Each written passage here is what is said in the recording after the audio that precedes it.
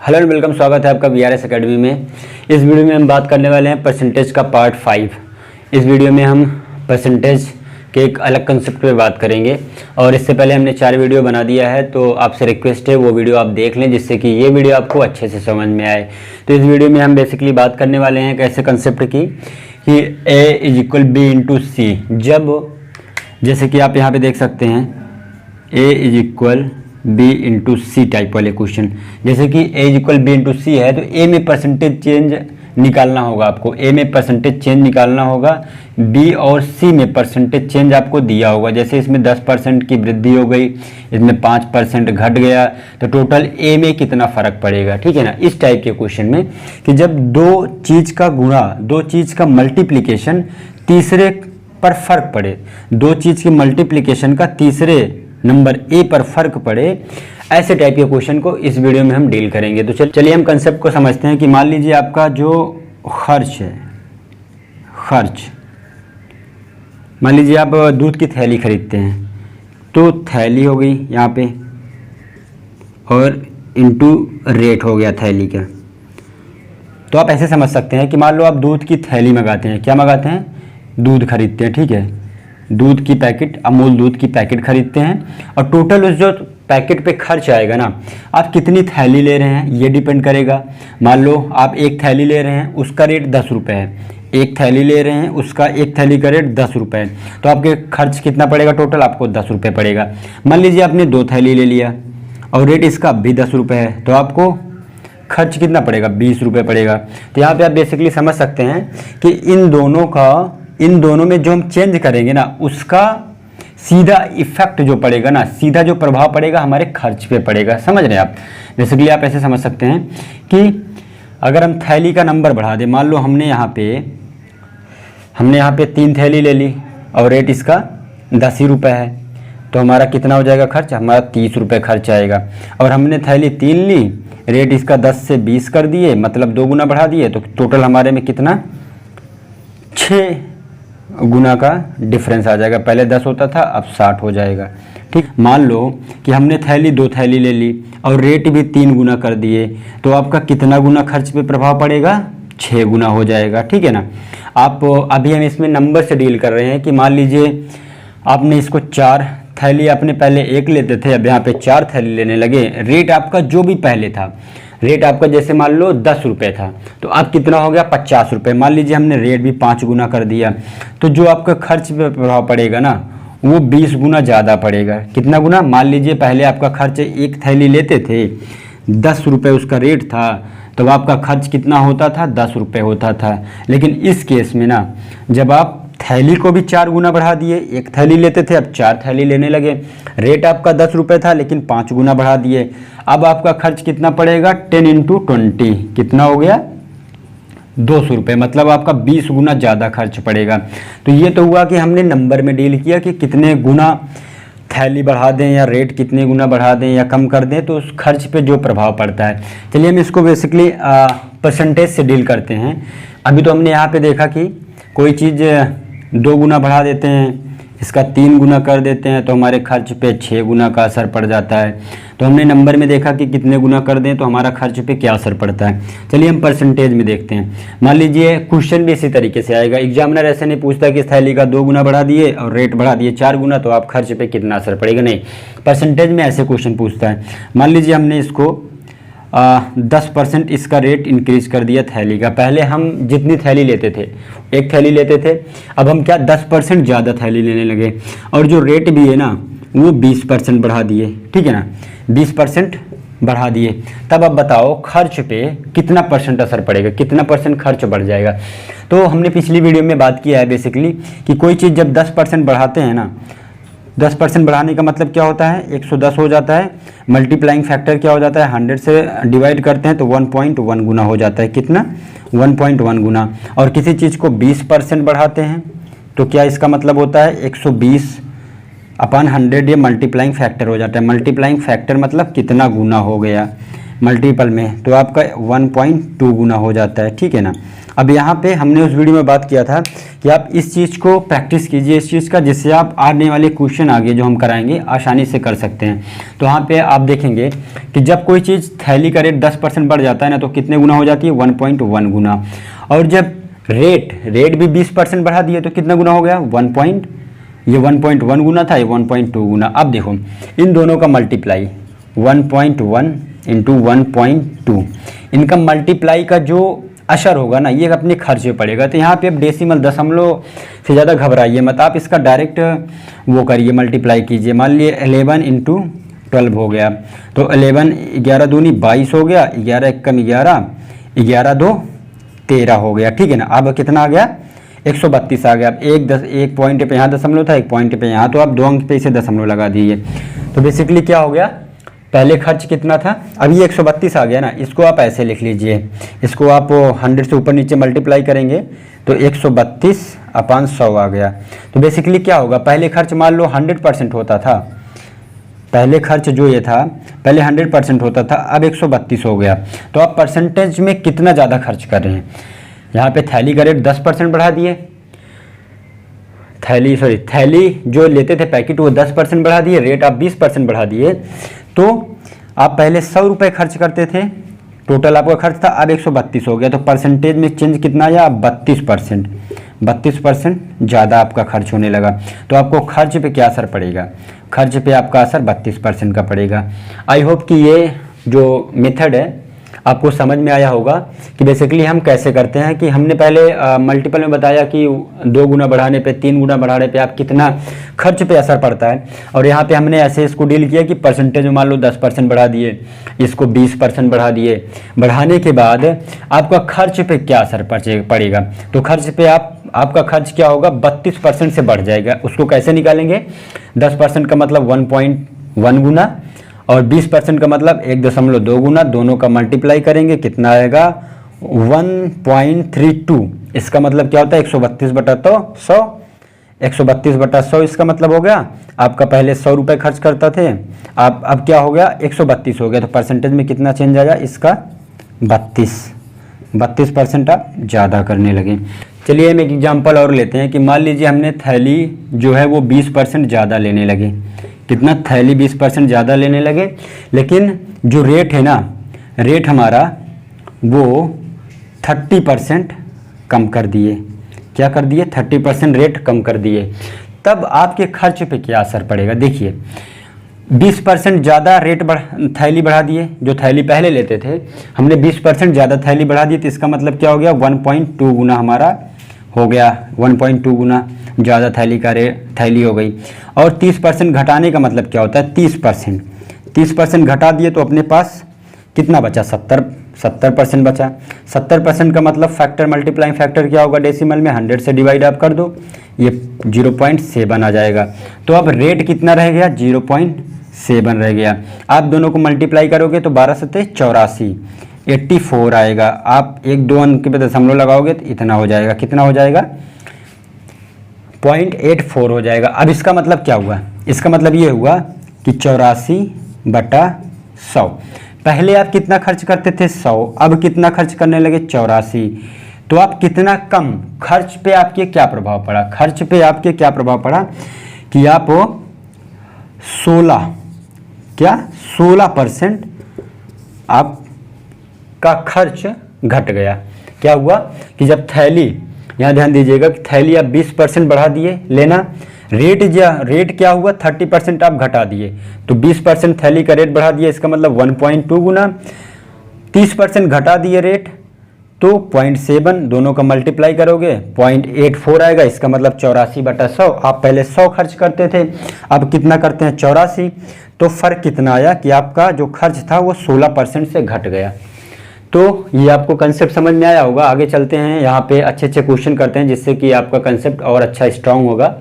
चलिए हम अपने पहले क्वेश्चन की बात करते हैं।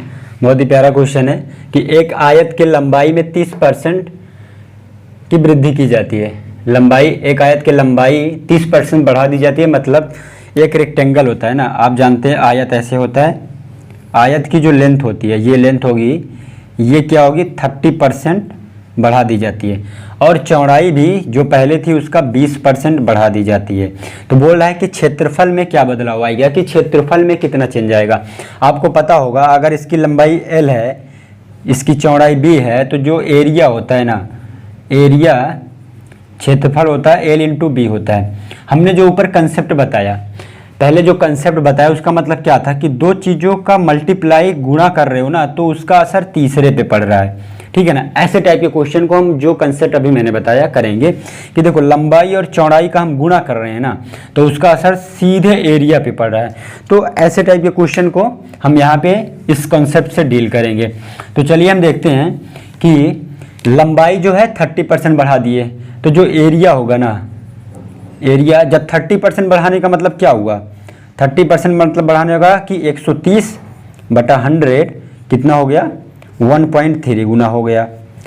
और जो बोल रहा है चौड़ाई जो है आपकी 20% बढ़ा दी गई, चौड़ाई 20% बढ़ाने का मतलब क्या हो गया, 120/100 1.2 गुना हो गया। तो आपको एग्जाम में ना इतना करने की ज़रूरत नहीं है, सीधे आपको ये क्वेश्चन देगा एरिया में चेंज कितना आएगा, सीधे 30% का मतलब क्या होता है 1.3 गुना, और 20% का मतलब क्या होता है चौड़ाई में 1.2 गुना। आप इसे मल्टीप्लाई करोगे, 12 तिहाई 36, 12 कम 12 3 15, 2 अंक पे दशमलव आप लगा दो, इसका मतलब क्या हो गया 156/100 हो गया। पहले एरिया कितना था 100 था, अब कितना हो गया 156, कितना बढ़ गया 56, 56% से एरिया बढ़ गया।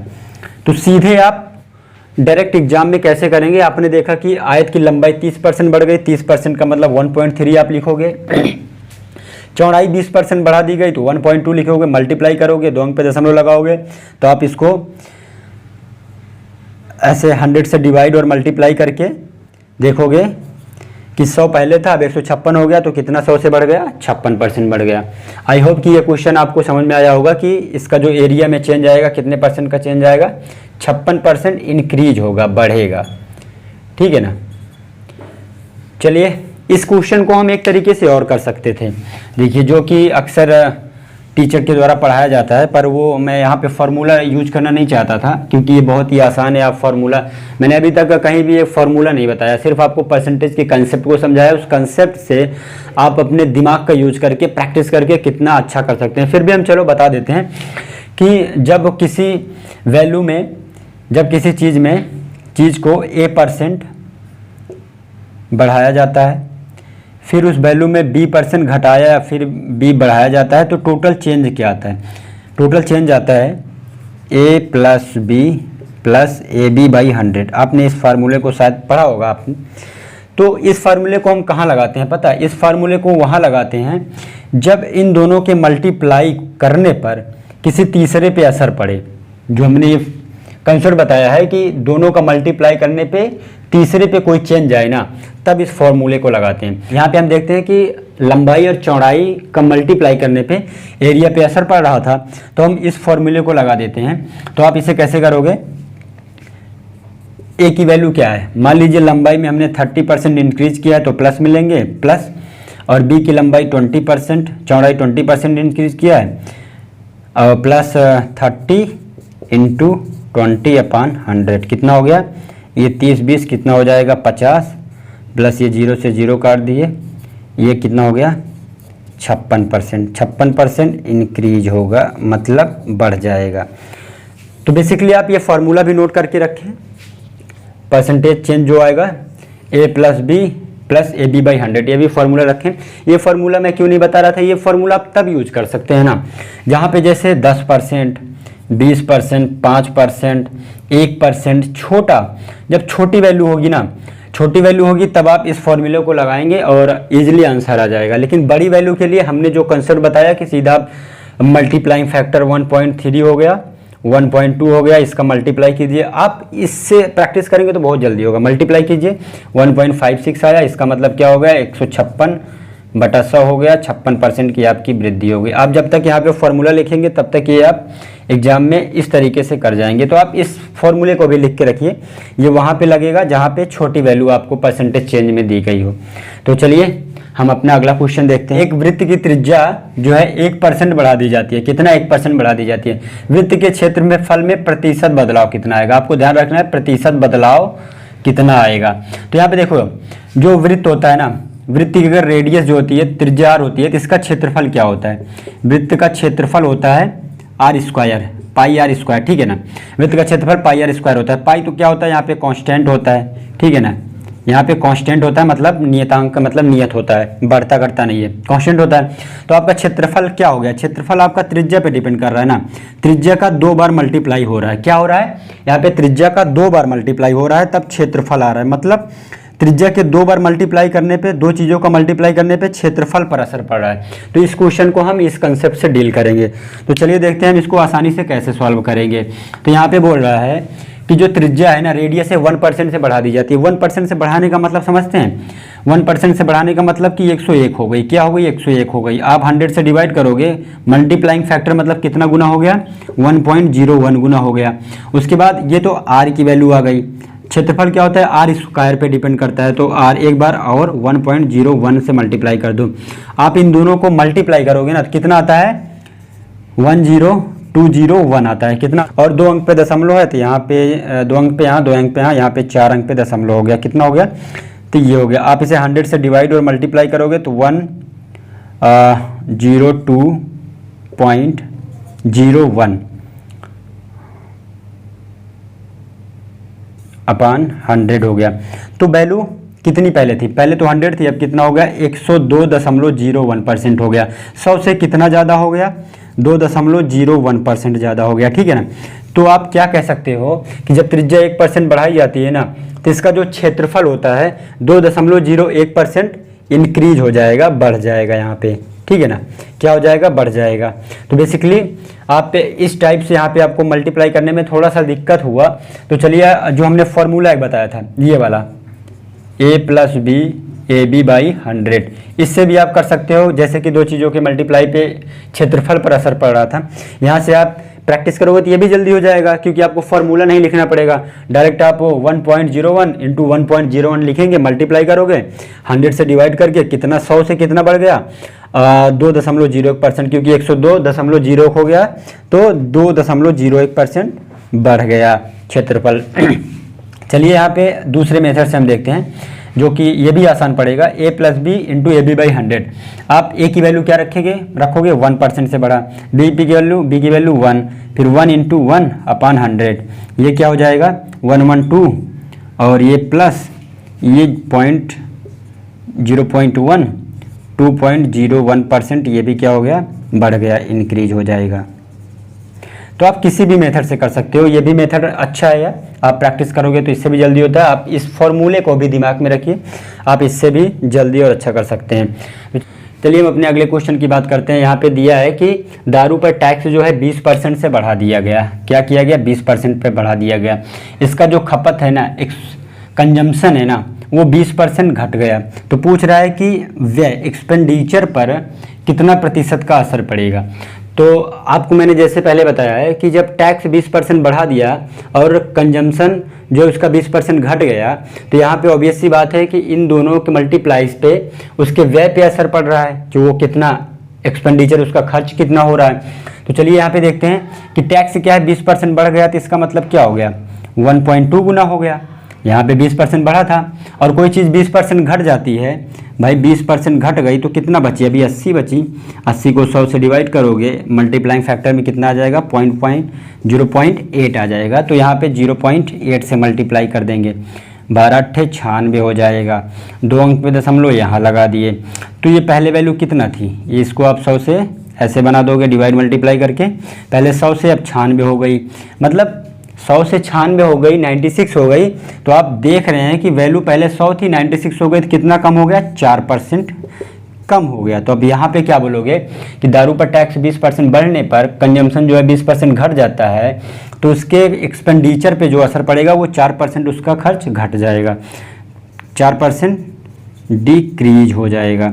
चलिए हम इस क्वेश्चन को एक अलग मेथड से देखते हैं, जो कि एक फॉर्मूला है, आप याद रखें तो आप जल्दी कर सकते हैं कि जब किसी एक चीज़ पर ना a% बढ़ाया जाए, ठीक है ना। कोई चीज़ a% से बढ़ाया जाए फिर क्या हो, फिर a% से ही घटाया जाए। जैसे कि यहाँ पे दारू पर जो टैक्स था उसके रेट पे ही तो बदलाव किया गया है। जो उसका रेट था ना 20% बढ़ाया गया टैक्स, और जो उसकी कंजम्पशन थी 20% घट गई।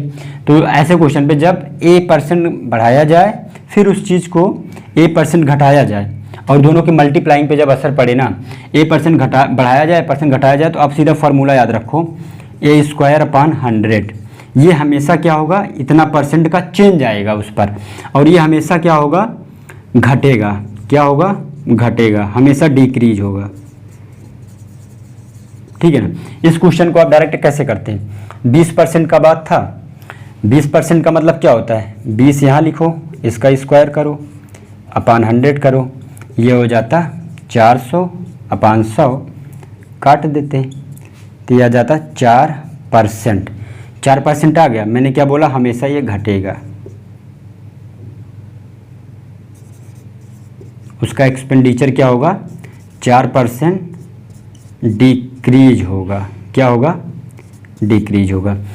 आई होप कि ये भी क्वेश्चन आपको समझ में आया होगा।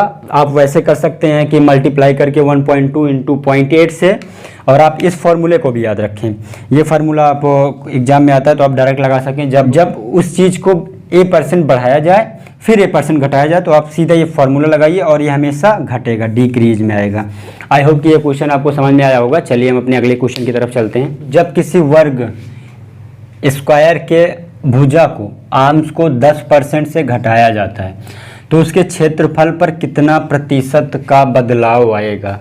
जैसा कि आपको पता है कि जो ये वर्ग होता है ना, स्क्वायर होता है, स्क्वायर का एरिया क्या होता है, ये एक स्क्वायर हो गया। अगर इसकी आर्म्स ए है, क्योंकि वर्ग की चारों भुजाएं बराबर होती हैं, तो इसका क्षेत्रफल जो होता है ना, क्षेत्रफल होता है a²। अब यहाँ पे देखोगे a × a होता है। अब दो चीज़ों का मल्टीप्लाई का असर किस पे पड़ रहा है, क्षेत्रफल पे पड़ रहा है, उसके वर्ग के। तो यहाँ पर भी हम इस क्वेश्चन को इसी अपने कंसेप्ट से डील करेंगे। तो यहाँ पे जब किसी चीज़ को 10% से घटाया जाएगा ना, तब 10% से अगर घट रहा है तो वैल्यू कितना बचेगी, 90% बचेगी। 90 मतलब 0.9%, 0.9 गुना हो जाएगी वैल्यू। ठीक है ना। अब देखिए, अब क्षेत्रफल में कितना बदलाव आएगा, परसेंटेज